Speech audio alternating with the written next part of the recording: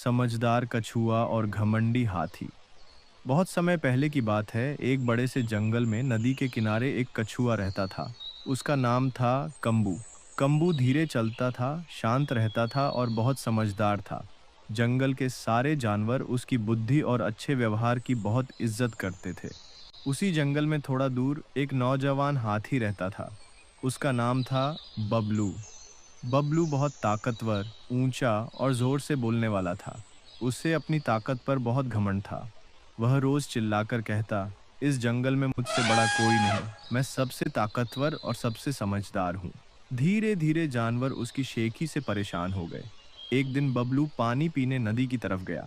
वहां उसने देखा कि कंबू चट्टान पर लेटकर धूप सेंक रहा है।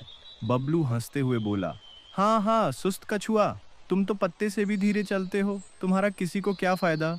कंबू मुस्कराया और बोला, ताकत और तेजी अच्छी होती है दोस्त, लेकिन जब वो समझदारी से मिलती है तभी असली काम आती है। बबलू ने नाक चढ़ाते हुए कहा, समझदारी? हाँ, क्या तुम्हारी समझदारी पहाड़ हिला सकती है? कंबू ने शांत होकर जवाब दिया, नहीं, लेकिन किस्मत जरूर बदल सकती है। बबलू को अब और जिज्ञासा हुई और साथ ही थोड़ा घमंड भी। उसने चुनौती दी, ठीक है, कल सुबह सूरज निकलते ही हम दोनों दौड़ लगाएंगे, जंगल के आखिरी छोर पर आमों के बाग तक। फिर देखेंगे कौन ज्यादा काम का है। कंबू ने हाँ कर दी। उस रात चालाक कंबू ने अपने 3 चचेरे भाइयों को बुलाया। वे सब कंबू जैसे ही दिखते थे। उसने एक भाई को रास्ते के बीच में, एक को आमों के बाग के पास और खुद को शुरुआत में खड़ा किया। उसने कहा, जब बबलू तुम्हारे पास से गुजरे तो ऐसा दिखाना जैसे तुम मैं हो और उससे पहले पहुंच गए हो। इससे उसे लगेगा कि मैं उससे तेज हूं। अगली सुबह दौड़ शुरू हुई। बबलू हवा की तरह दौड़ा, लेकिन रास्ते के बीच में उसने कंबू को पहले से बैठे देखा। वह चौंक गया, ये कैसे हो सकता है। वह और तेज दौड़ा, पेड़ों को पीछे छोड़ता हुआ। आखिर में उसने कंबू को फिर देखा, इस बार आम खाता हुआ। ये ये कैसे हुआ। हाँफता हुआ बबलू आमों के बाग पहुंचा।